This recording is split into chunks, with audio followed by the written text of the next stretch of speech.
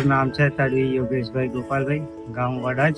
ધંધો bike repairing, puncture, પડીકા એનો ધંધો કરું છું. સારી રીતના ચાલે છે. પહેલાં મેં રિપેરિંગ કરતો હતો. પહેલાં પરિસ્થિતિ તો બેકાર જ હતી.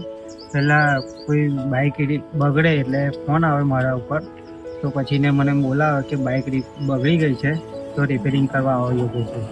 તો મેં એમના ઘરે જઈને રિપેરિંગ કરી આપતો હતો. ત્યાં આ એક્સએનઆઈ સંસ્થાની મદદથી આગળ આવ્યો છું. ધંધો સારો ચાલે છે. બાઇક રીમના 400, 500, 300 રૂપિયા દિવસના આવે છે. પંચર કરવા માટે મશીન લાવેલો છું. સંસ્થાએ મદદથી મારી જ ગાડી રિપેરિંગ કરતો હતો.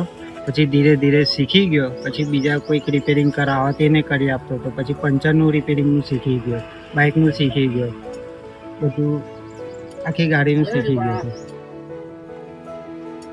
તો બીજું કોઈ મારી પાસે પૈસા બચત કરવાનો કોઈ એ નહોતું. તો પછી LICનો વીમો ખોલાવ્યો છું 15 વર્ષનો. તો LICની બચત પણ કરું છું 15 વર્ષની.